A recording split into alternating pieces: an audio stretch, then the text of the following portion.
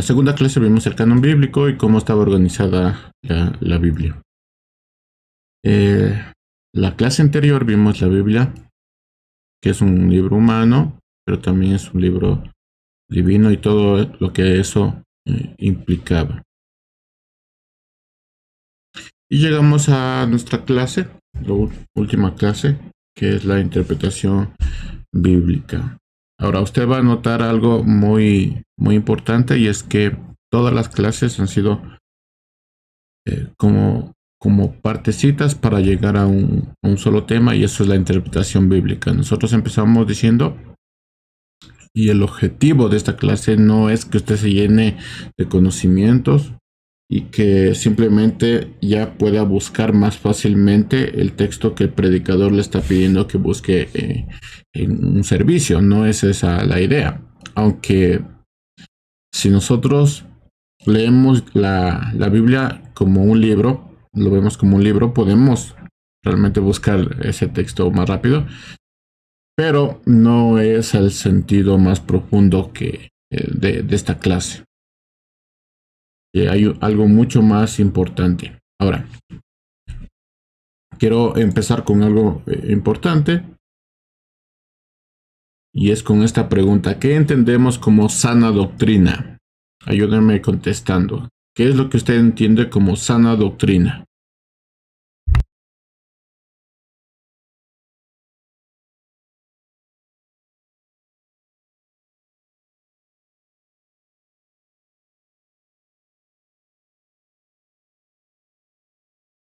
Buenos días, profesor.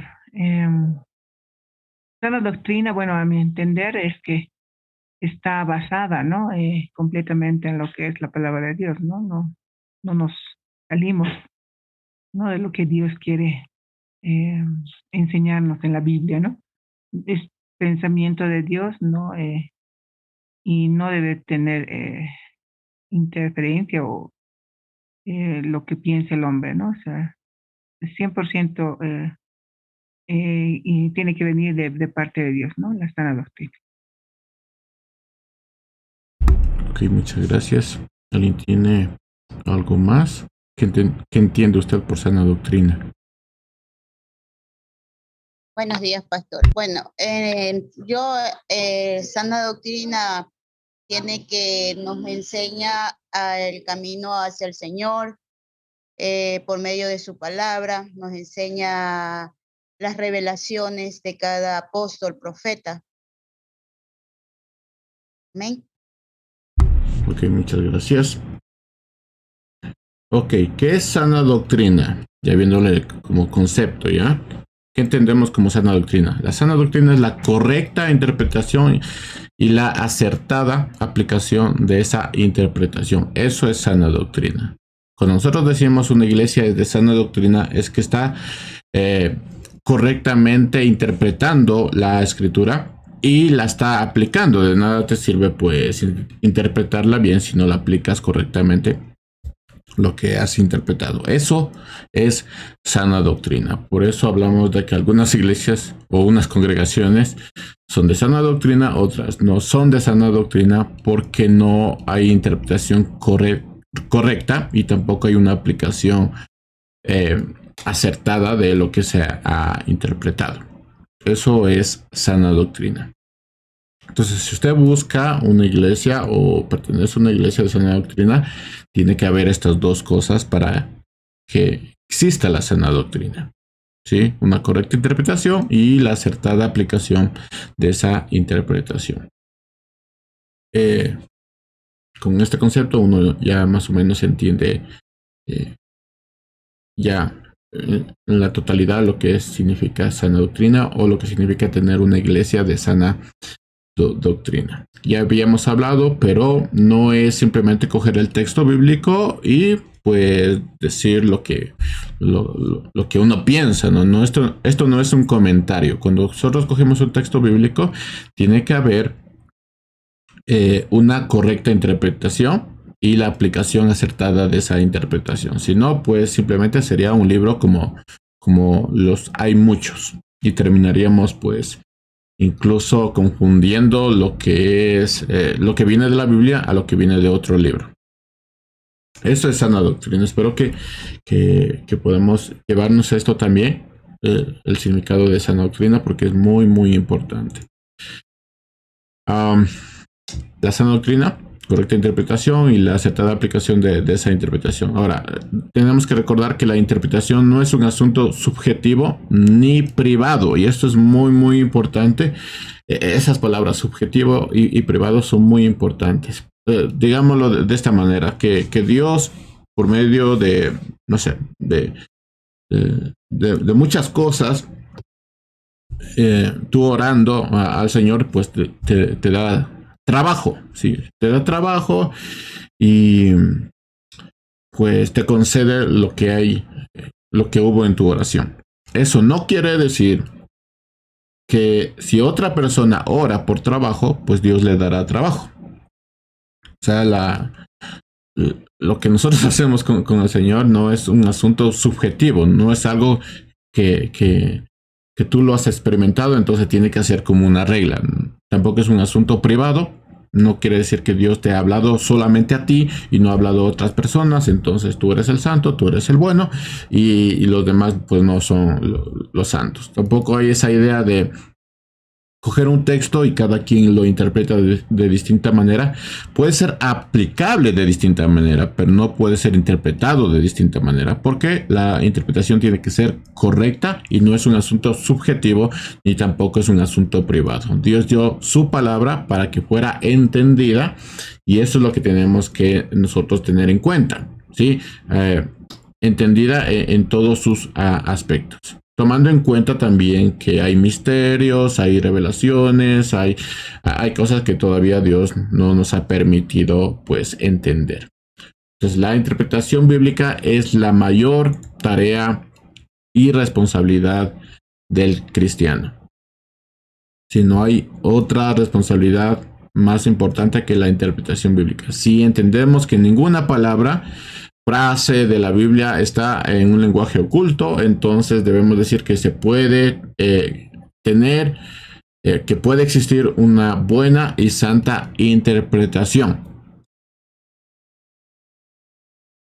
Ahora, quiero preguntarles, si no hay nada oculto en la Biblia, si está hecho en un lenguaje humano, si está hecho para que nosotros entendamos, ¿por qué deberíamos interpretarla?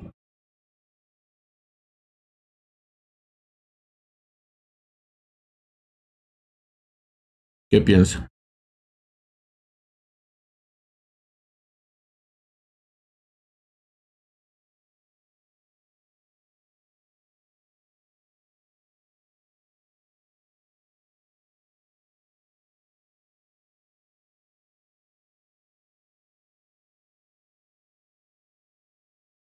Ok, para enseñar correctamente.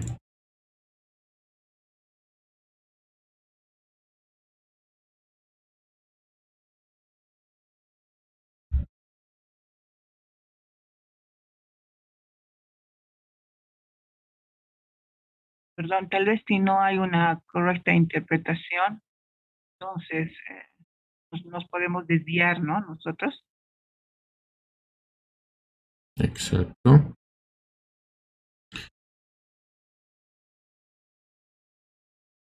Básicamente porque existen algunos factores, ¿sí? El contexto, el tiempo, la ubicación geográfica, historia, el destinatario, el autor, el lenguaje, las tradiciones. O sea, hay esos factores. Y habiendo esos factores, pues es importante la interpretación, porque si nosotros quitamos esos factores del texto bíblico, entonces interpretaremos a nuestra manera, según nuestra experiencia, según lo que lo que imaginemos que pasó, entonces ya no estaríamos interpretando, estaríamos pues dando un comentario y a veces ese comentario es muy inacertado. Por eso es importante interpretar la Biblia, aunque no hay nada oculto en la Biblia, es importante interpretarlo porque hay estos factores que cambian la comunicación. Sí, pero existen algunos principios, ya entrando en materia, acerca de la palabra interpretación. Y estos principios son importantes que tengamos en mente al acercarnos al texto bíblico. El primer principio que tenemos es que leer es interpretar. Si no existe una lectura de un texto que no sea a la vez una interpretación. En el momento en que nosotros leemos el texto bíblico, ya estamos interpretando. La diferencia es que a veces interpretamos mal o a veces interpretamos bien, pero ya estamos interpretando. Al ser el texto una forma de transmisión, una forma de comunicación, nosotros ya tenemos que interpretar, ya nuestro cerebro interpreta. Entonces, o interpretamos mal o interpretamos bien, pero ya al leer ya estamos interpretando.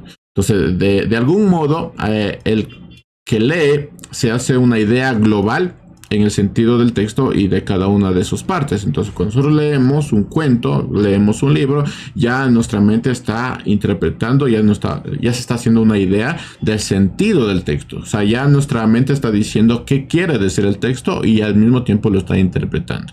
Entonces, cuando nosotros leemos un texto bíblico, ya por sí estamos interpretando. Entonces, como les decía, el problema existe en que posiblemente estemos interpretando mal, pero ya estamos interpretando. Así que leer siempre va a ser interpretar. Es inevitable que el lector, que nosotros, proyecte sobre lo leído algunas preguntas, prejuicios, preconcepciones, visiones de este mundo. O sea, cuando nosotros leemos el texto ya estamos ya metiéndole cosas, preguntas. O sea, ¿qué quiere decir esto? ¿Quién lo dijo? ¿Por qué lo dijo? ¿Qué me quiere decir a mí? O sea, ya estamos metiéndole ese tipo de cosas. Por eso, en textos complejos, porque hay textos bastante complejos en la Biblia, la comprensión tiende a variar consideradamente de persona a persona, porque es distinto la forma que uno ve el mundo, también la forma que uno interpreta. Entonces, en textos complejos, muy complejos, pues uno tiene varias interpretaciones o puede tener varias interpretaciones. La idea de todo esto es que no exista varias interpretaciones, porque ese ha sido el problema de la iglesia. Si usted recuerda, ese ha sido el problema de la iglesia, que varios han tenido distintas interpretaciones y varias posturas doctrinales y se han basado más en su postura doctrinal que en lo que dice la palabra de Dios. Entonces, para muchos, la Biblia es un libro que no requiere interpretación. Y ese es un problema. Las razones son de tipo teológico o de postura teológica. Entonces uno dice, pues, lo que está en la Biblia se nos dio.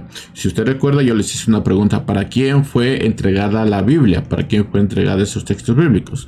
Uno dice, pues, para todo el mundo. Uno dice, para nosotros. Pero la realidad es que fue entregada para los judíos. Así que hay un contexto, hay un lenguaje, hay una forma de escribir. Y de ahí nosotros podemos sacar la palabra de Dios, que sí fue entregada para todo el mundo, pero hay un contexto. Entonces, si se trata de la palabra de Dios, ella debe ser clara y evidente por sí misma, algunos piensan. O sea, ya por sí misma la palabra de Dios nos habla, ¿no? Pero eso es un error, ¿sí? Se descarta que ella puede contener leyendas, mitos y otros géneros literarios, porque son indignos para Dios, ¿sí? Entonces, simplemente está ahí, ¿sí? Y como está ahí, tenemos que interpretarla como está ahí, pero descartamos completamente que hay otros géneros literarios y por eso hay que interpretarlos o leerlos de esa manera. Usted no puede leer el libro de Hechos, que vamos a revisar el día de hoy, una partecita, como lo estudiaría Salmos, como lo estudiaría Eclesiastés. No puede hacerlo. De hecho, a pesar de que están en la sección de libros sapienciales, Eclesiastés como Salmos o libros poéticos, usted no va a leer Eclesiastés lo mismo que Salmos. Tiene su esencia propia esos libros, y tiene un sentido esos libros. Entonces, es importante que nosotros dejemos la idea de que no es necesario interpretar la Biblia. De hecho, si lo quiere investigar y lo puede anotar, esto es una posición fundamentalista. Se puede estudiar qué es fundamentalista y va a enterarse de algunas cosas. Y es posible que uno mismo sea fundamentalista y no se había dado cuenta. Pero esta posición está equivocada. El libro tiene que ser interpretado porque hay varios factores alrededor de ese libro. Entonces, la Biblia es la palabra de Dios en lenguaje humano, un lenguaje que asume todas las condiciones propias del ser humano. Su lectura también es un gesto humano en el cual puede introducirse muchos errores. Entonces, como se escribió y es un aspecto humano, puede haber algunos errores. Y después al leerlo también puede haber algunos errores. Yo personalmente creo que como fue escrito no hubo error de ninguna manera. El problema está en los lectores.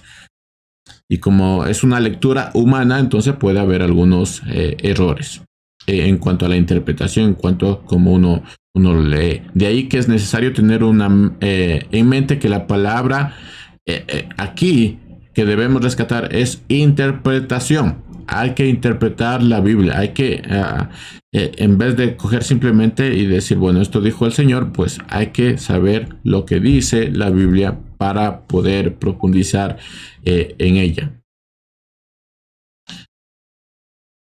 Igual si tienen un comentario, pues me lo dicen, ¿no?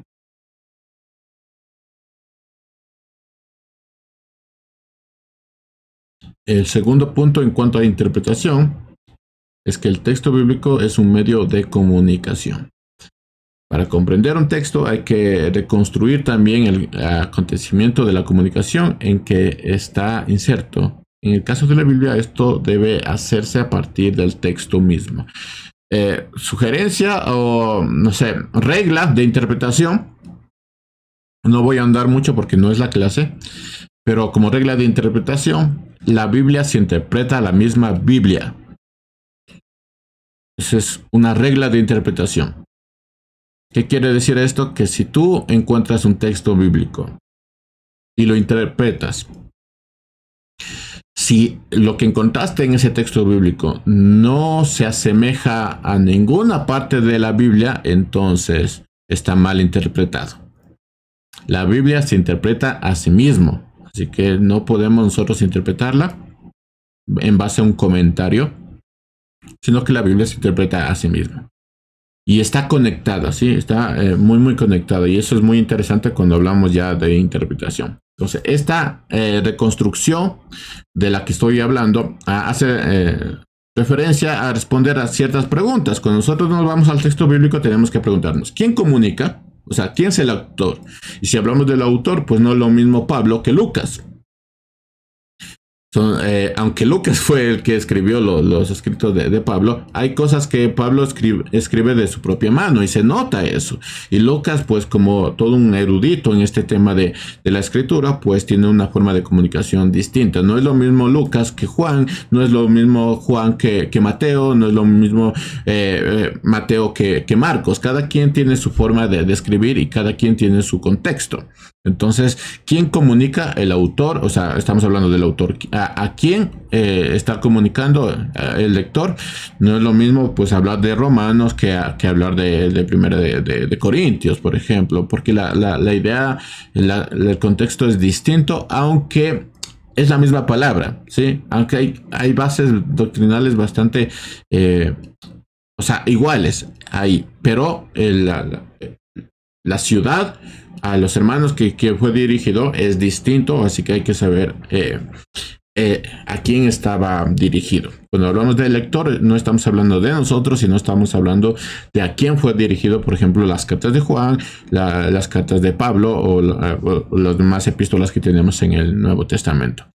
También tenemos que responder el qué, sobre qué, o sea, el tema que está hablando. A veces confundimos el tema y pues interpretamos equivocadamente. También el cuándo, hablando del tiempo, el dónde, el lugar.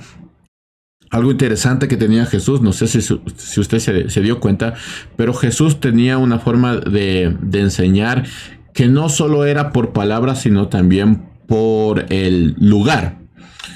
Se iba a un monte y ahí hablaba de las cosas del monte. Estaba paseando y dice, mira esa higuera. O sea, cogía el lugar, cogía el sitio y daba su mensaje. Entonces hay que saber muy bien el lugar donde estaba Jesús para entender también lo que estaba tratando de decir. Hay el texto en donde Jesús le habla a Pedro diciendo, pues, ¿quién soy yo? Y él dice, pues tú eres el Cristo. Pues, y él dice, pues sí, en esta roca yo edificaré mi iglesia. ¿Dónde estaba Jesús para decir eso? Bueno, la historia nos dice que él estaba en el nacimiento del río Jordán. Y en el nacimiento del río Jordán hay una pared de roca natural donde hay unos huecos en donde ponían sus ídolos. Y a esa formación natural lo llamaban la roca. Entonces, cuando Jesús dice, sobre esta roca edificaré mi iglesia, está diciendo, por encima de estos ídolos edificaré mi iglesia. El contexto cambia completamente cuando sabes el lugar donde fue dicho. No está hablando precisamente de Pedro y tampoco sobre... o sea, tiene conexión con lo que está diciendo Pedro, pero el lugar es tremendamente importante cuando hablamos de ese texto. Entonces la interpretación cambia y se vuelve mucho más poderosa, mucho más grande de decir, bueno, lo dijo sobre las palabras de Pedro, pero está tomando las palabras de Pedro para hablar sobre el lugar y sobre esa roca edificaré mi iglesia. Entonces va a ser sobre encima de los dioses, sobre encima de los ídolos, donde edificaré mi iglesia. El lugar cambió y la interpretación cambió sabiendo el lugar. También tenemos que responder cuál es el conjunto de signos común entre el autor y el lector, o sea, el código, o sea, qué tenía que ver Pablo con la iglesia de Corinto, o sea, la conexión, o sea, qué tenía que ver.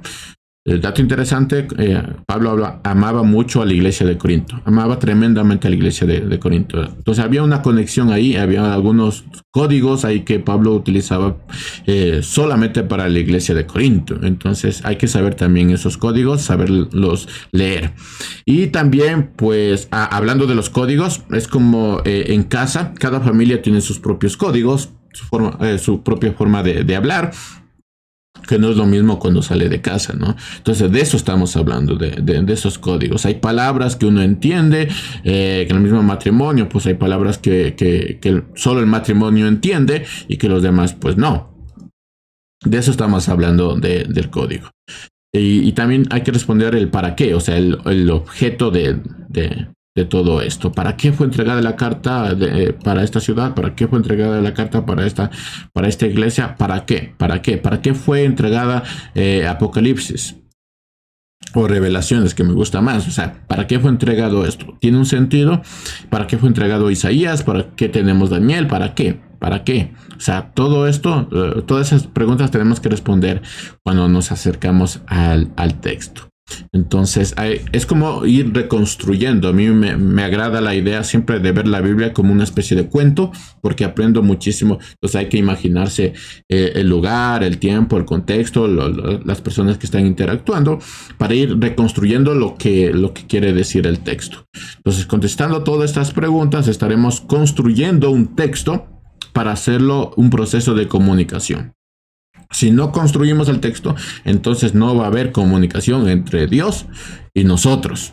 Si no va a haber esa comunicación. Entonces, la misma palabra, y esto es sumamente interesante que también quiero que se lleven, la misma palabra texto viene del latín textus, que significa tejido.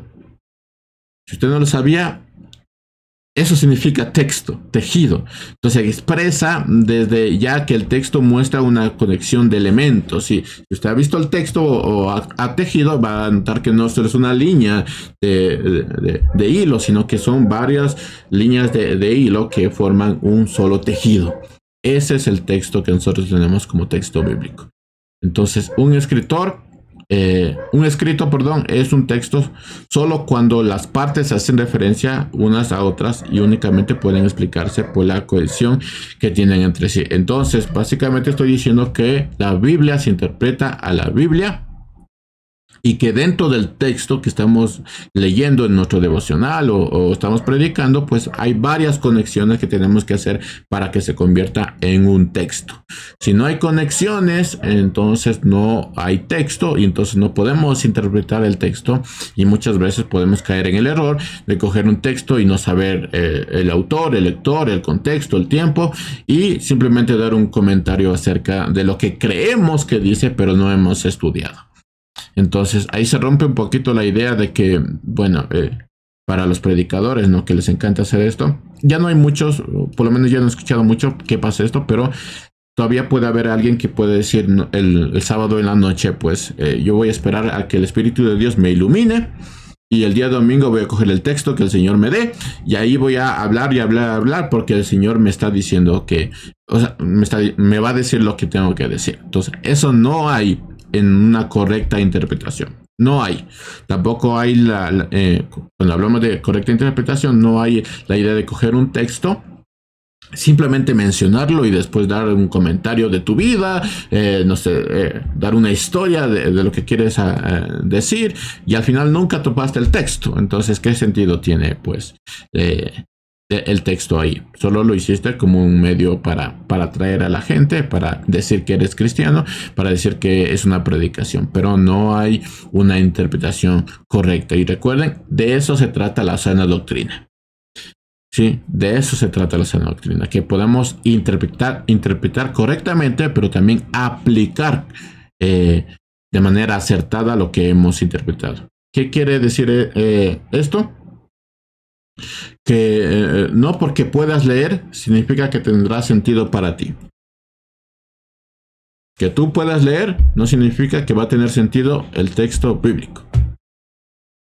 Y ahí viene la mente tratando de decir, pues esto posiblemente quiso decir el texto, pero la realidad es que no porque puedas leer significa que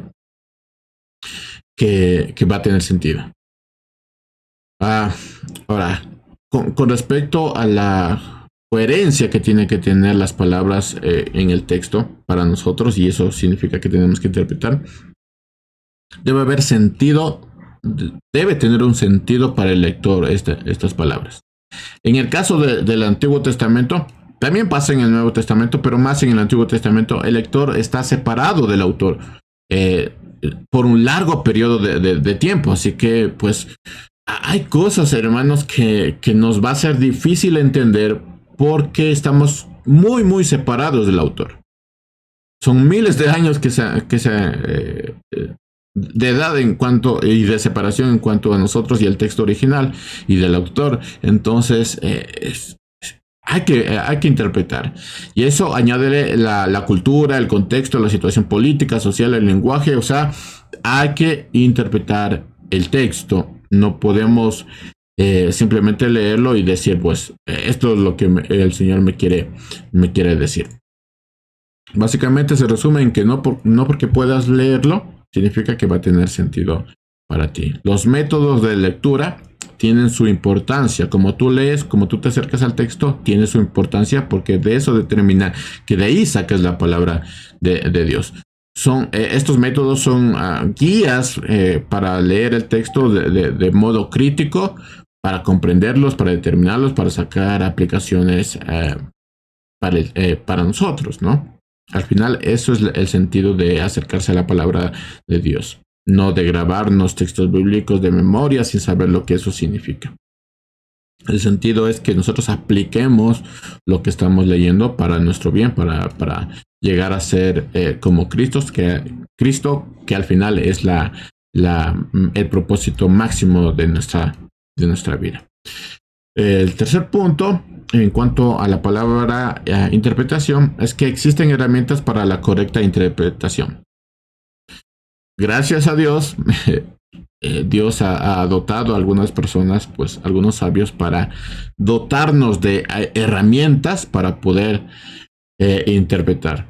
Voy a mencionar algunas de manera superficial, puesto que no es la clase como tal, ¿no? Pero sí es bueno que nosotros tenemos una idea general acerca de esto. De ningún modo puede abarcar toda la complejidad de los textos bíblicos, sin embargo, se puede complementar mucho entre sí. Hay cosas que todavía pues nos va a ser difíciles y por eso hay traducciones que se van como actualizando porque así lo ha dicho Dios. Y hay cosas que todavía no, como seres humanos, pues cometemos muchos errores. Entonces, esto es un poco más avanzado, ¿sí? Pero es importante tener en cuenta que existen algunas ramificaciones de la ciencia en cuanto a la interpretación bíblica. Solo voy a mencionar superficialmente, pero porque esto es un poquito más avanzado. Esto ya tiene que ver con la interpretación como tal, como en un curso de interpretación como tal. Estas ramificaciones, básicamente tenemos tres, que es los métodos centrados en el autor, métodos centrados en el escrito del autor y métodos centrados en el lector. Son las ramificaciones en cuanto a la interpretación bíblica. Después vienen otras ramas que tienen que ver con las herramientas de interpretación. No se cargue mucho con esto, solo es para información. Solo para que usted tenga en mente que no es tan sencillo el tema de interpretación. Pero tampoco es oculto, ¿no? Tampoco es difícil. Ahora, piense en un árbol y este árbol tiene un tronco y ese tronco se divide en tres ramas. Eso es interpretación. El tronco es el texto bíblico, las ramas es la interpretación. Entonces tú tienes que fijar en el autor, tienes que fijarte en el escrito del autor y también tienes que fijarte en el lector. Y ahora sí, cuando hablamos del lector, estamos hablando de las personas a las que fueron entregadas y también a nosotros, porque nosotros también tenemos una cosmovisión, una cultura a la cual tenemos que impactar por medio de la escritura. Ahora, centrándonos un poquito más, como profundizando un poquito más, los métodos centrados en el autor, llamados también diacrónicos, pues ahí tenemos la crítica literaria, el análisis de géneros literarios o historia de las formas, el análisis de la composición o historia de la redacción, el método histórico crítico. Entonces, usted no se meta mucho en esto porque esto ya es un tema un poquito más avanzado. Y esto es algo que manejan o tienen que manejar los pastores para encontrar una verdad muy profunda. Así que tómelo como cierta información, pero también como algo que se puede utilizar ya más adelante para profundizar mucho más en la escritura.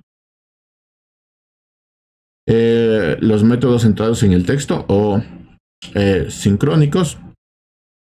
Tenemos el método morfológico sintáctico, o sea, las palabras en sí. En la universidad me dieron semiótica y hermanos en una oración que era... Sí, sí, ese método es complejo. Sí, todos estos métodos son complejos, pero son muy, muy interesantes. Se hablaba, ¿no? En la universidad me dieron semántica, morfología, hermanos, y en una oración, no sé, mamá, papá, hermanos, había tantas cosas en el estudio semántico, morfológico de las cosas. Imagínense lo que hay en el texto bíblico, que a veces hay palabras tan complejas, ¿no? Ya vimos solo en la palabra hijitos, ya hay tanta cosa que decir y eso cambia completamente la interpretación bíblica. Entonces, estos son métodos centrados en el texto o sincrónicos, ¿sí? Y llegamos a algo que quiero profundizar más aún, que es los métodos centrados en el lector, llamado también hermenéutica. Y esos son los métodos centrados en el lector. Hermenéutica. ¿Qué es hermenéutica? ¿Alguien había escuchado esta palabra tan técnica? Hermenéutica. ¿Qué es hermenéutica? ¿Tienen una idea? Sí, es la correcta interpretación de la palabra de Dios. Exacto. ¿Qué es hermenéutica? Pues hermenéutica se refiere al arte, es todo un arte, esto de interpretación de textos bien sean de carácter sagrado, filosófico o literario. Entonces no solo es para el texto bíblico, sino también se utiliza para otros textos. Y de aquí se nace,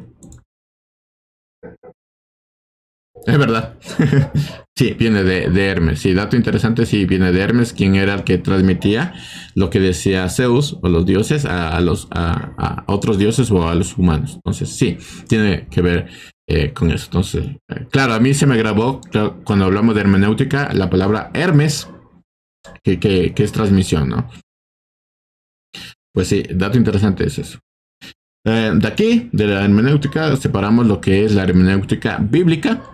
Entonces, donde hablamos de que la hermenéutica bíblica tiene como propósito el estudio de los principios, reglas y métodos para realizar una adecuada interpretación de los textos bíblicos a fin de comprender su significado. Entonces, ¿deberíamos hacer hermenéutica nosotros incluso en un devocional? Claro que sí. Claro que sí. Si no, nos vamos a llevar un conocimiento errado o una interpretación errada de un, digámoslo así, un simple devocional. Pero así ha pasado, ¿no?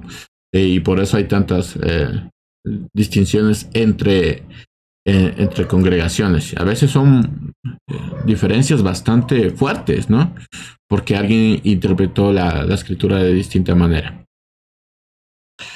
Entonces, ¿qué es hermenéutica? Pues hermenéutica se refiere al arte de interpretar textos bien, sean de carácter sagrado, filosófico o literario. Asimismo, a través de la hermenéutica, se pretende encontrar el verdadero significado de las palabras tanto escritas como verbales. Entonces llegamos a la idea de qué es interpretar, o contestamos qué es interpretar. Interpretar es descubrir el sentido original que el autor quiso dar al texto y que se encuentra expresado efectivamente en él. No hay nada oculto en el texto. El tema aquí es saber interpretar. O sea, todo está para que tú lo encuentres. ¿Sí? No está bien oculto esto. O sea, hay que quitar la cultura, el contexto, pero quitando todo eso, pues encontrarás lo que el autor quiso decir, pero está como puesto varias capas para en cuanto al tiempo y cultura y todas esas cosas que tenemos que quitar. Entonces, hay 3 sentidos que debemos tener en cuenta con respecto a la hermenéutica. No sé si estamos bien hasta aquí, no sé si estoy siendo muy técnico en cuanto a esto. Si tienen alguna pregunta, si quieren que lo repita, si quieren que les dé ejemplos, pues lo hacemos. Aunque pues teníamos un deber en cuanto a hechos y ahí vamos a aplicar esto de manera muy práctica, sin tanto concepto, ¿no? Entonces, si tienen alguna pregunta, pues por favor, díganmelo para poder ahondar en eso y no quedarnos así como en las nubes de qué querrá decir esto. Por si acaso, la hermenéutica es toda una clase. En un seminario dan toda una clase y a veces es hermenéutica 1, 2 y 3. Como yo lo recibí, era 1, 2 y 3. Así que solo estoy ahondando en la superficie.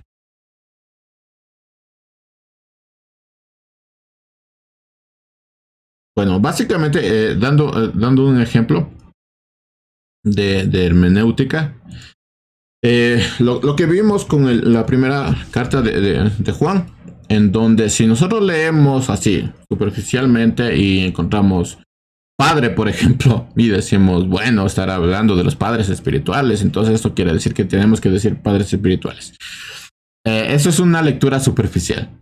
No hemos utilizado la hermenéutica, no hemos visto que el autor, que hay un autor, que hay un destinatario, que hay palabras, que hay frases que se está utilizando aquí y que hay que nosotros interpretar. Entonces, si ya nos vamos a un diccionario, solo hablando del diccionario bíblico, ya la palabra padre, la palabra hijo, tiene un significado completamente distinto. Y eso da una interpretación completamente distinta y enriquece el texto bíblico. Ya no es simplemente pues un texto ahí añadido. Y lo que nosotros pudimos ver ahí es, por ejemplo, las 3 fases de crecimiento del cristiano. Entonces empiezas como un niño recién nacido, donde se le da leche. Y después ya eres un joven que está más firme en la palabra de Dios. Y después pues eres un llamado así padre o un adulto maduro que ya está para dar frutos. ¿Sí? Él ya se pone a dar frutos. Entonces ya solo con interpretar estas palabras ya tenemos todo un mensaje al respecto. Y es increíble ese mensaje porque revela muchísimas cosas, incluso en el lugar donde nosotros estamos. Ya vamos a hacer un ejercicio un poquito más profundo acerca de esto para entender lo de la hermenéutica. Entonces, 3 sentidos en cuanto a la hermenéutica. El sentido literal, el sentido espiritual y el sentido pleno. ¿Qué es el sentido literal? Bueno, es el que ha sido expresado directamente por los autores humanos inspirados. Corresponde a lo que hemos llamado como el sentido original. O sea, es como hay que encontrar el sentido original. ¿Qué estaba tratando de decir el autor con lo que dijo? Se puede definir gracias al análisis preciso del texto, situando en el contexto literario o histórico. Entonces, ¿qué quiso decir Daniel con lo que profetizó acerca de los imperios? Pues hay que irse al contexto y pues ahí sabemos todo lo que quiso decir Daniel. Debe aclararse que no se trata de un sentido literalista, que ese es el problema. Hay que diferenciar en el sentido literal a un sentido literalista, porque también ha sido el problema de muchos, ¿no? Como dice el texto ahí, entonces debe ser así, pero no te das cuenta que fue un mito, que fue un cuento, que fue una parábola, que no precisamente ocurrió así, sino que fue dado de forma pedagógica. Entonces hay que leerlo de esa manera. Pero muchos dicen, pues como dijo así, entonces tiene que ser así. No es un sentido literalista, que hay una diferencia, ¿no? Es un sentido literal. Y si usted se acuerda, la Biblia tiene que leerse de forma literal. Lo que está en la escritura es lo que dice, pero tomando en cuenta ciertas cosas alrededor del texto, no en un sentido literalista. Entonces, podemos caer en cosas como no creer en los dinosaurios, que yo lo había escuchado. Entonces dice, como en la Biblia no están los dinosaurios, entonces, o la palabra dinosaurios, entonces no existieron los dinosaurios. Entonces, ¿qué hay de los huesos? Entonces, no sé. ¿Qué pasó con los huesos o qué? No es que alguien se inventó, no, o sea, hay tanta evidencia acerca de eso que no podemos quitar de la mente. De hecho, pues se hace mucho más grande esas evidencias, o sea, da un significado mucho más grande al texto bíblico. No es que es contrario, sino que da un sentido mucho más grande de la creación maravillosa que Dios ha hecho en esa tierra. Mi esposa tiene una frase muy interesante cuando vemos algo, y es la imaginación de Dios, ¿no? O sea, esa imaginación de Dios. Ahora, si usted ve animales raros que nunca había visto, pero están ahí, y uno pone a pensar, la imaginación de Dios está increíble. Está increíble. Y uno dice, pues, alguien puede, en un sentido literalista, decir, como no estaba en la Biblia, entonces no existieron. No estamos hablando de eso. ¿Qué es el sentido espiritual? Es el expresado en los textos bíblicos cuando se lea a la luz de la Pascua de Jesús. Y hoy vamos a hacer algo con eso. Todos los textos bíblicos tienen que leerse a la luz de la Pascua, y usted debe saber qué es Pascua, de Jesús, y a la vida que viene después de esa Pascua. La vida que proviene de esa Pascua. Pentecostés. Exactamente. Hoy vamos a hacer algo interesante sobre esto. Entonces, ahí sacaremos el sentido espiritual. ¿Qué es lo que quiso decir Pablo con lo que dijo? ¿Qué es lo que quiso decir Pedro con lo que dijo? Si lo leemos a la luz de la Pascua de Jesús, tendrá un sentido. Los mismos sacrificios o rituales sacerdotales que tenemos en la ley tienen que ver con Jesús. Tienen que ver con Jesús. El hecho de que Dios le haya dicho a Moisés que le diga a la piedra que le hable a la piedra para que de ahí brote agua, tiene que ver con Jesús. ¿Por qué Moisés no se le permitió ir a la tierra prometida? ¿Por qué? Porque golpeó la piedra. Y eso dañó completamente la imagen de Jesús. Y eso es algo muy grave. ¿Por qué? Porque la piedra es Jesús. Y de él nacen aguas de agua viva. Es lo que dice después Jesús. De mí saldrán aguas de agua viva. Entonces, Moisés dañó la imagen de Jesús. Y por eso no se le permitió ir a la tierra prometida. Entonces, todo lo que vemos en el Antiguo Testamento, todo lo que vemos en el Nuevo Testamento, tiene que leerse a la luz de la Pascua de Jesús y la vida nueva que proviene de ella. Y el sentido, hermanos, es impresionante. O sea, las bendiciones, lo que aprendemos de eso es impresionante si lo leemos a la luz de eso. Entonces, el sentido espiritual siempre debe tener un apoyo en el sentido literal. O sea, nos vamos a apoyar en lo que dice el texto. No simplemente vamos a decir, pues así es y así sucedió, sin tener pues ningún completo sentido lo que estás hablando. Entonces, el sentido espiritual tiene que tener un apoyo en el sentido literal, o sea, en lo que dice el texto, en el autor, en el contexto y todo lo que tiene que ver eso. Y llegamos al sentido pleno, o sea, se trataría de un sentido profundo del texto, querido por Dios, pero no claramente expresado por el autor humano. Es decir, Dios le inspiró al autor humano decir de cierta manera algo, pero hay un sentido profundo en eso. Por eso nosotros vamos a la iglesia, porque hay un sentido profundo en el texto. Y eso lo hacen los pastores, los maestros, ¿no? Hay un sentido profundo del texto. La semana pasada, como estoy teniendo una serie de hechos, pues la semana pasada solo nos detuvimos en medio versículo. Y la predicación de 1 hora se basó en medio versículo. Y yo les había mencionado a los hermanos que me tomaría toda una vida hablarles de ese medio versículo. Hay un sentido muy profundo y ese sentido lo llamamos el sentido pleno. O sea, el autor bíblico expresó algo en el texto, pero Dios tenía un sentido mucho más profundo. Y por eso interpretamos, por eso profundizamos y por eso escudriñamos la palabra de Dios, porque hay un sentido mucho más profundo en el texto. Por ejemplo, el oráculo de Isaías 7:14, donde la joven concebirá y dará a luz un hijo, eso lo dice Isaías, ¿sí? Y Mateo 1:23 considera cumplido el nacimiento de Jesús. Entonces, lo que Dios le está dando a Isaías solo es una visión de lo que va a suceder, pero Isaías no tenía concepción del sentido completo de eso. Si nosotros no tuviéramos Mateo y los evangelios, pues nos quedaríamos con Isaías.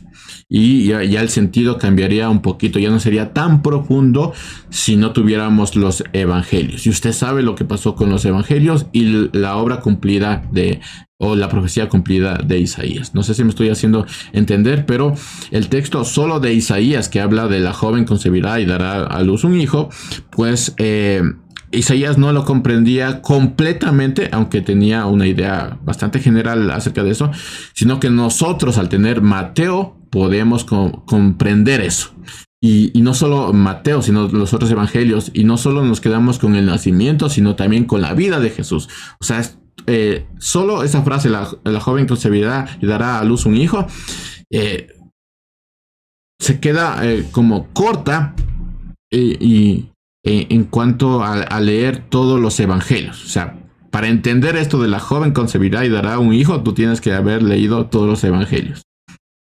No sé si me estoy explicando, pero hay un sentido pleno, hay un sentido mucho más grande que Dios está tratando de expresar por medio del texto, por medio de Isaías 7:14, que se hace evidente al leer todos los evangelios. Y después de terminar los evangelios, continúas con el Nuevo Testamento porque eso sigue y sigue y sigue. O sea, el sentido es pleno, ¿sí? Es mucho más grande que quedarnos solamente con Isaías 7:14. Entonces, para poder ponerlo en otras palabras más sencillas, el entender un texto o sea, es entender un texto en base a otro texto y eso hacerlo pleno.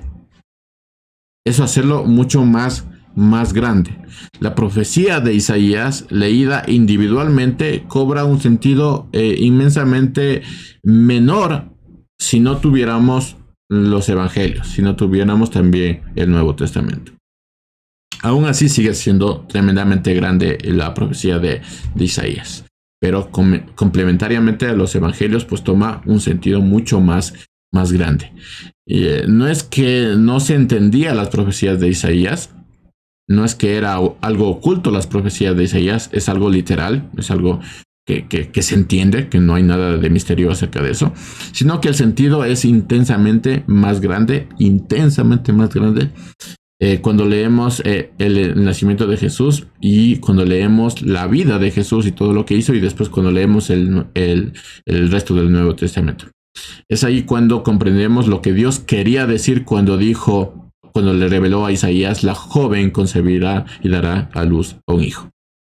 Solo ahí entenderemos. Entonces el sentido es pleno, o sea, llena todo, ¿sí? Completa todo. Y ya no solo es una frase, sino que esa frase ya tiene otro sentido para nosotros, para el que interpretó bien y correctamente ese texto. ¿Tienen alguna pregunta antes de entrar directamente al ejemplo de interpretación bíblica?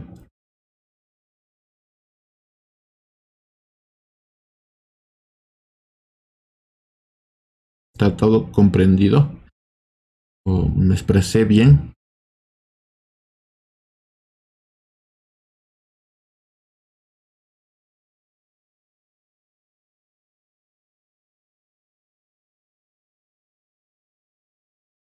Ok, vamos directamente al ejemplo de interpretación bíblica que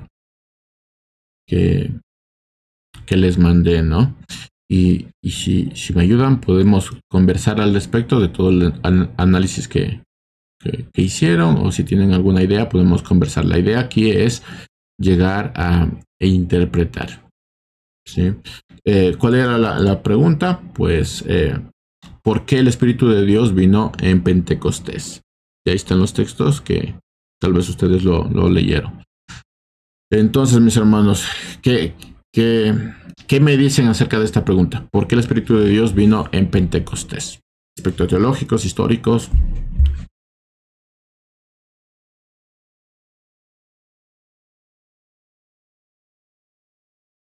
Piensen que es un niño que les está preguntando si usted es maestro o maestra de escuela dominical o si es padre, pues, o hermano mayor, un niño le pregunta, pues, usted lee esta historia y él le pregunta, ¿pero por qué tuvo que venir en Pentecostés?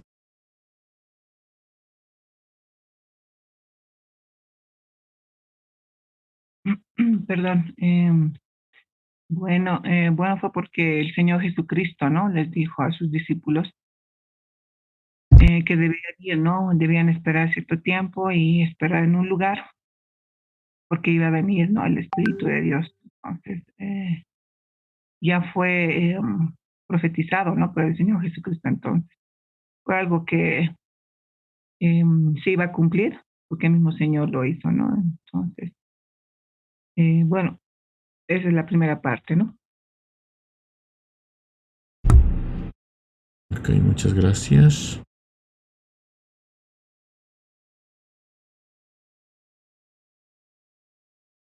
¿Alguien más tiene una respuesta? Es verdad, se cumplió la profecía de Joel. Pero ¿por qué en Pentecostés? ¿Por qué no vino en otra fecha? ¿Por qué justamente en Pentecostés?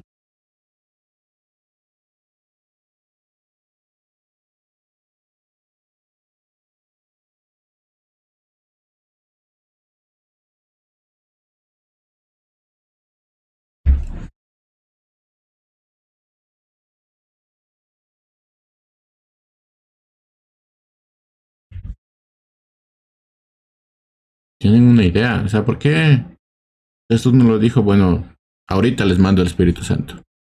Ahorita. ¿Por qué tuvieron que esperar? ¿Por qué fue en Pentecostés?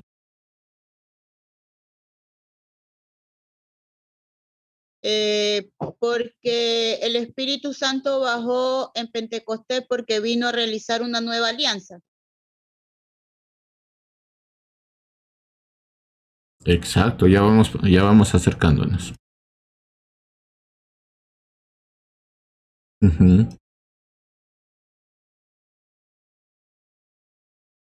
Muy bien, lo voy a leer, los textos, y voy ahí, pues, vamos ahí, pues, aprendiendo. ¿Por qué el Espíritu de Dios vino en Pentecostés? Bueno, Hechos 1:3 dice, después de su muerte, se les presentó vivo y con muchas pruebas que no admiten dudas, se les apreció durante 40 días. Después de la Pascua, 40 días. Noten los detalles que son importantes. Y les habló acerca del reino de Dios. En esos 40 días solo les habló del reino de Dios. Mientras estaban juntos, les mandó que no se fueran de Jerusalén, sino que les dijo, esperen la promesa del Padre. No puedo andar mucho en esto, mis hermanos, pues voy a hacer algunos comentarios que puedan ayudarles a que ustedes entiendan un poquito mejor, o que podamos entender un poquito mejor. Dice, mientras estaban juntos, les mandó que no se fueran de Jerusalén. ¿Por qué les mandó esto? Bueno, básicamente la situación era muy difícil. Todavía estaba presente el tema de Jesús, entonces no eran muy queridos en Jerusalén ni por las autoridades ni por la sociedad. Así que lo más obvio, lo más natural para todos nosotros era salir corriendo, porque no éramos queridos. Pero Jesús, sabiendo esto, por el contexto, nosotros entendemos esto, les dijo que no se fueran de Jerusalén. Va a tener otro sentido cuando lo lean desde ahí. Sino que les dijo, esperen la promesa del Padre. No es, o sea, es la promesa del Padre que Jesús les vino a hablar. Dato interesante, ¿no es cierto? Esperen la promesa del Padre, lo cual ustedes oyeron de mí. Es mi Padre quien me está enviando a darles esa promesa. Y si ustedes leen los evangelios, Jesús siempre les estaba hablando de la promesa del Padre, la cual tiene que ver con el Espíritu Santo. Versículo 5, como saben, Juan bautizó con agua, pero dentro de algunos días ustedes serán bautizados con el Espíritu Santo. El agua y el Espíritu Santo tienen mucho que ver. No me voy a detener a eso, pero tiene que ver con la roca que tenía que hablarle Moisés, pero le golpeó. Tiene mucho que ver con eso. Y también cuando Jesús habla con la samaritana, le dice, pues toma de mí. Mucho que ver. Y después también cuando Jesús se para en el templo y dicen, pues beban de mí. Agua y Espíritu Santo. Adelantándonos un poquito, Hechos 2, versículo 1, dice, cuando llegó el día de Pentecostés, ¿cómo sabemos? Bueno, uno puede... La realidad es que esperaron 10 días. ¿Cómo sabemos que esperaron 10 días? Porque Pentecostés significa 50. Y dice Jesús que estuvo con ellos 40 días enseñándoles acerca del reino de Dios. Entonces, después de los 40 días, Jesús les dice, esperen aquí. Entonces, hasta llegar a Pentecostés son 10 días. Son datos que lo estoy mencionando así, pero para que usted tenga una idea de interpretación bíblica, que no simplemente de cogerlo y así nomás. Cuando llegó el día de Pentecostés, todos ellos estaban juntos, que es lo que dice el capítulo 1, y en el mismo lugar, de repente un estruendo como de un fuerte viento vino desde el cielo y sopló y llenó toda la casa donde se encontraba. Entonces la pregunta que debemos hacernos es por qué el Espíritu Santo se manifestó en Pentecostés. Tenía que ver con la orden de Jesús, tenía que ver con las fiestas. ¿Por qué tuvo que bajar específicamente o manifestarse específicamente en Pentecostés? Para eso debemos remontarnos al Antiguo Testamento y tomar en cuenta la palabra Pascua. El origen de la celebración de la Pascua se encuentra en el Antiguo Testamento, en la Biblia, específicamente en el libro de Éxodo. ¿Sí? Ahí se narra la marcha del pueblo de Israel del cautiverio de Egipto hacia la tierra prometida y se explica cómo debe ser llevada la celebración de la Pascua para el pueblo hebreo. Eso lo tenemos en Éxodo 12. Entonces, solo entre paréntesis para no olvidarme. Usted quiere entender por qué el Espíritu Santo bajó en Pentecostés, tiene que haberse leído Éxodo 12 para entender la palabra Pascua. Entonces, la palabra Pascua procede del latín pascha, del griego pasha con tilde y del hebreo pesaj, que significa pasó o saltó. Por eso llamamos Pascua, porque si ustedes recuerdan, pues el ángel de la muerte pasa y no tocó a los que tenían la sangre, que tenía que ver con Cristo, ¿no? Pasó. Por eso llamamos Pascua, porque pasó por encima, saltó y no les tocó. Y eso nos lleva al Pentecostés. ¿Qué es Pentecostés? 50 días después de la Pascua.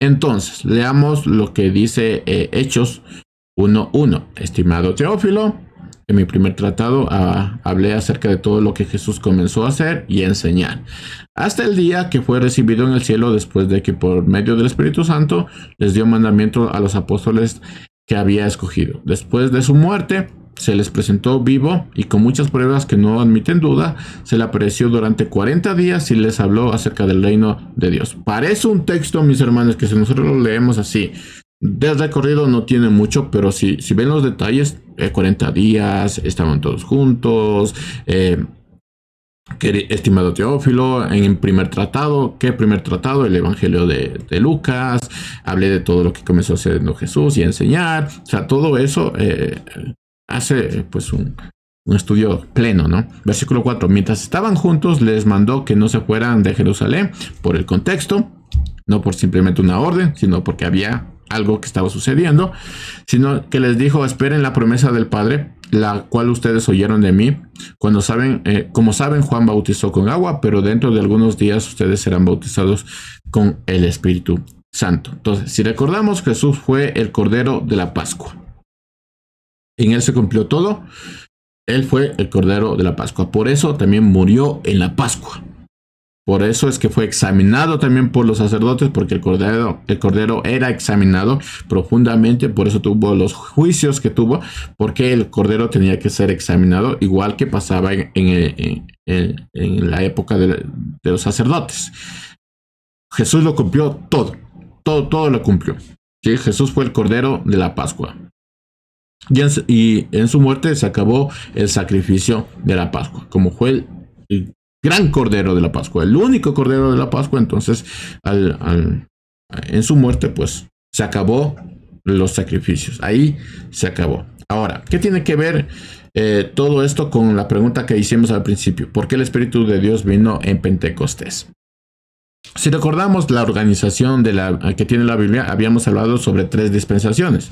Usted va a recordar esto, lo había mencionado y tiene sentido el poder estudiar la Biblia desde un aspecto humano y también de un aspecto divino.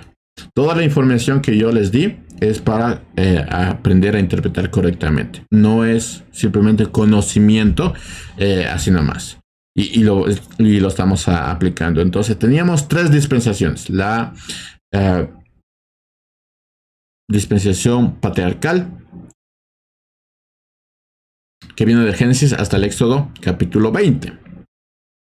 Luego teníamos la dispensación mosaica o judaica, Éxodo capítulo 20, hasta Hechos capítulo 2.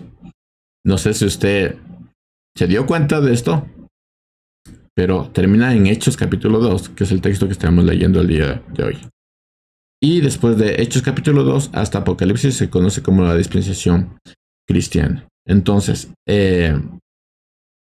¿qué ocurrió en el monte Sinaí al finalizar el gobierno patriarcal, la dispensación mosaica o judaica? ¿Qué sucedió ahí? Dios dio su ley y estableció un pacto con su pueblo. Éxodo capítulo 20. Entonces, ¿cuándo sucedió esto? ¿Cuándo sucedió esto del monte Sinaí? En el Pentecostés, 50 días después de la Pascua. Entonces Dios dio su ley y estableció un nuevo pacto con su pueblo en Pentecostés. Ahora usted va a tener una idea de lo que estoy hablando. Ya va a tener una respuesta a la pregunta que hemos hecho. ¿Por qué el Espíritu Santo bajó en Pentecostés? Sí, Dios dio su ley en el monte Sinaí y estableció un nuevo pacto en Éxodo 20. Ahí se acabó la dispensación patriarcal, es decir, el gobierno de los patriarcales y empezó la dispensación mosaica o judaica, la ley. Ahí empezó la ley.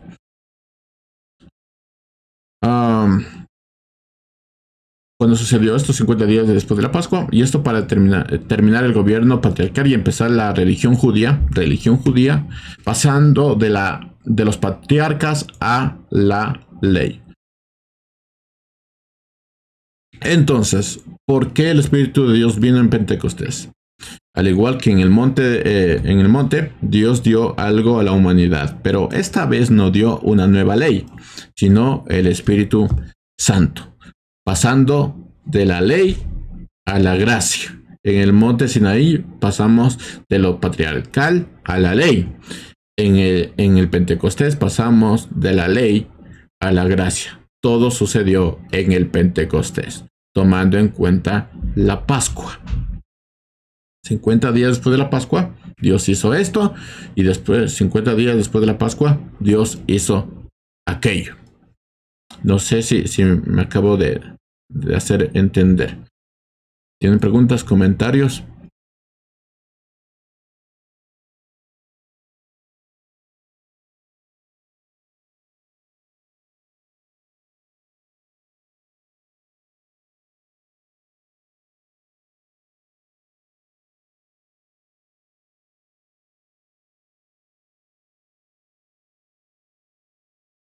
¿Lo hemos entendido?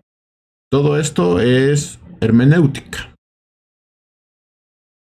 ¿Qué vimos? Palabras, ¿qué significa Pascua, por ejemplo?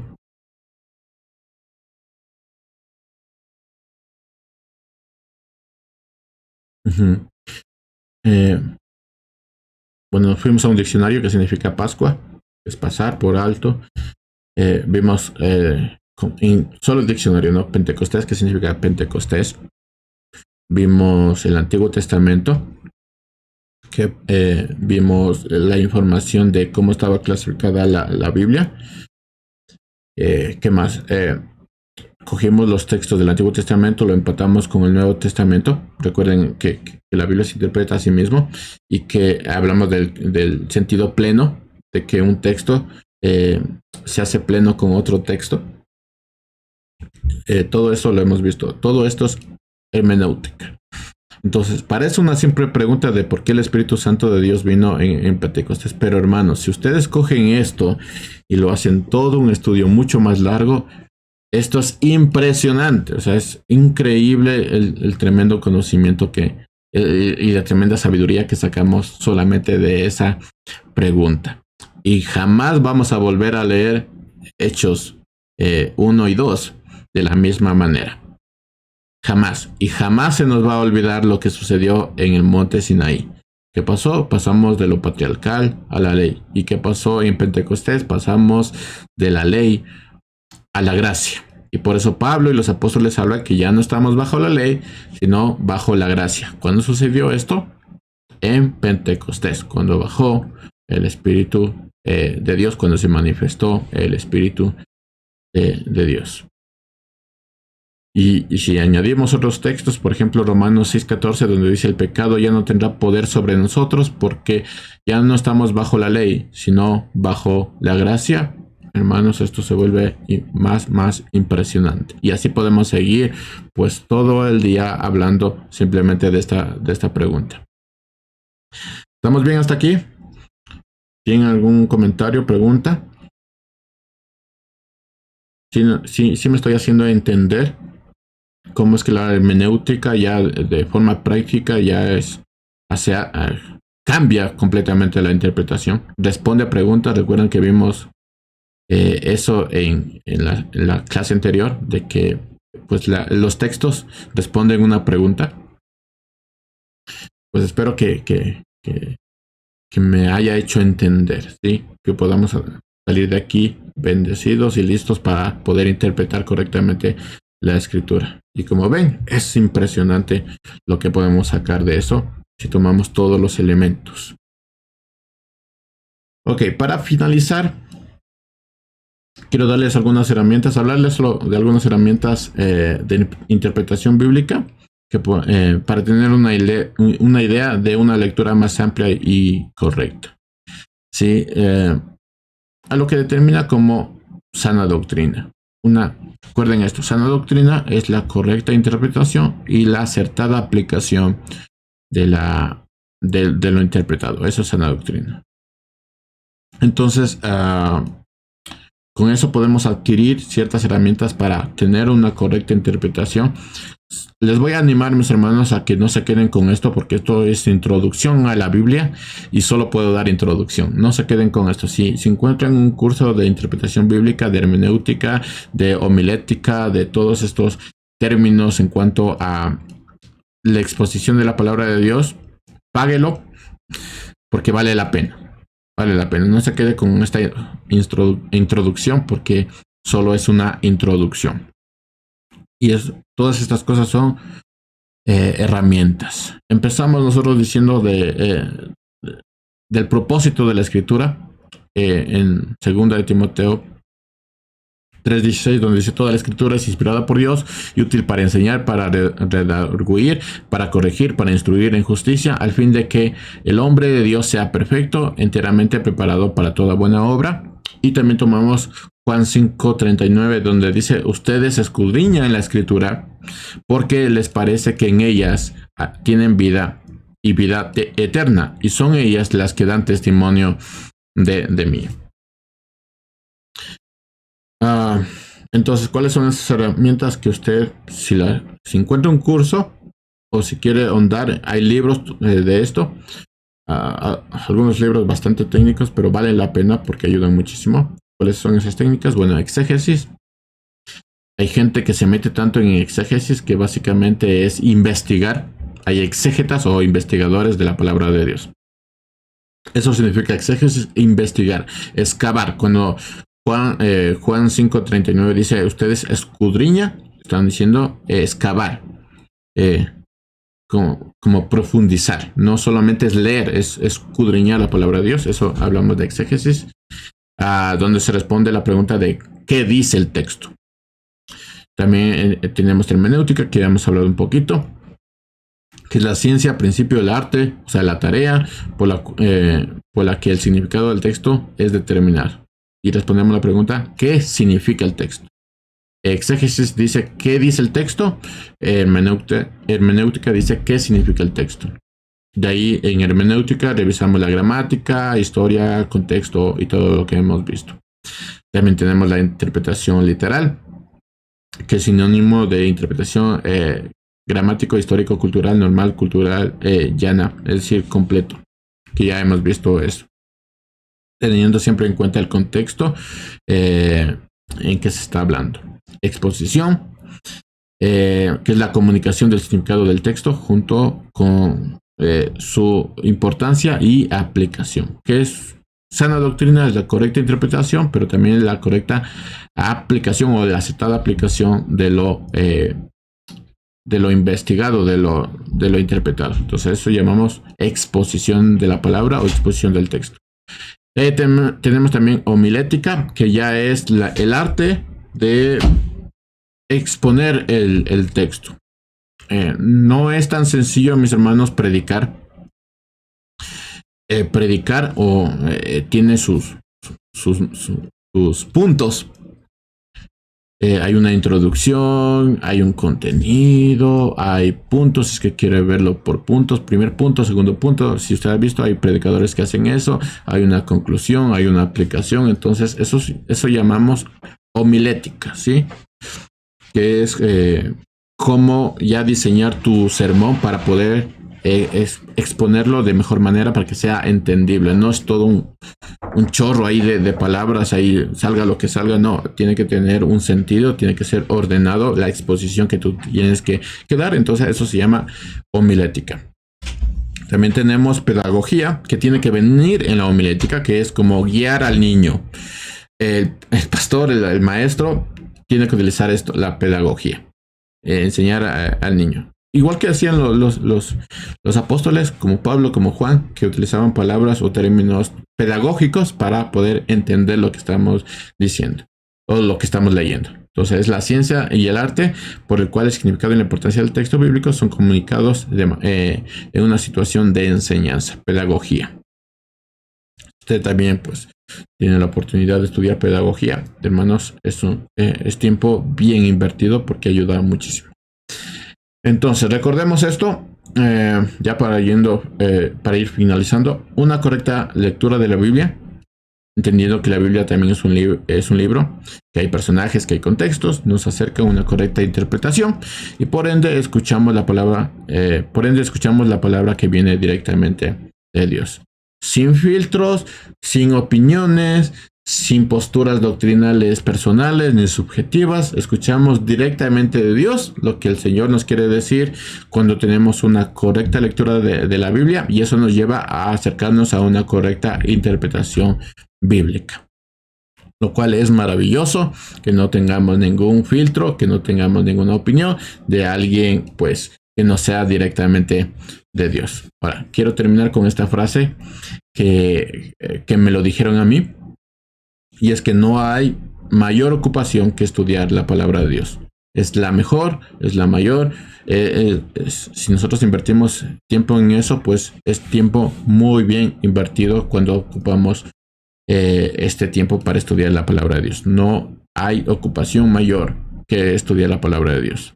Dicho esto, mis hermanos, espero que este tiempo haya sido de bendiciones para ustedes y que podamos, además de sacar conocimiento o tener conocimiento, que al final tiene que ver, pero mi intención siempre fue que nosotros tengamos una correcta interpretación y podamos ver la Biblia desde otro punto de vista, agregando estas técnicas o conocimientos o forma de hacer la cosa para nuestro diario vivir, como puede ser un devocional, una lectura sencilla, una predicación, una enseñanza.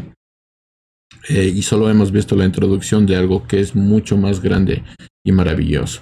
Y como esta materia tiene que ver con misiones, porque al final, si usted recuerda, esto tiene que ver con misiones. Misiones también tiene que ser muy bien interpretado. Lo que se hace en misiones también tiene que ser muy bien interpretado, y todo en base a lo que dice la palabra de Dios, no a lo que nosotros pensamos que dice la palabra de Dios. Entonces todo tiene que ver, mis hermanos, con algo, y es autoridad divina. Y la autoridad divina la encontramos en la palabra de Dios. Si interpretamos mal la autoridad divina, entonces, hermanos, posiblemente pues no estemos haciendo lo correcto delante de Dios, aún diciendo que estamos en misiones o estamos haciendo tales cosas, ¿sí? Doy gracias por la oportunidad de guiarlos en este curso. Para mí ha sido una bendición pues darles este curso, porque no solo he tenido que recordar varias cosas, sino también he tenido que leer varios libros para poderles traer esta enseñanza. Así que también ha sido una bendición para mí y una enseñanza para mí. Pues terminando este curso, pues les doy las gracias y les deseo las más grandes bendiciones, siempre rogando de que no se olviden de todo lo que hemos visto. Nunca se olviden de que la palabra de Dios es mucho más grande de lo que nosotros nos podemos imaginar si escudriñamos la escritura, si nos dejamos guiar por Dios y hacemos nuestro esfuerzo para excavar, ¿sí? para buscar eso, para buscar, como dice Pablo, buscar ese alimento como niños recién nacidos, así desesperados en buscar lo que dice la palabra de Dios. Dicho esto, mis hermanos, si tienen alguna pregunta, algún comentario, pues ya iremos terminando el curso.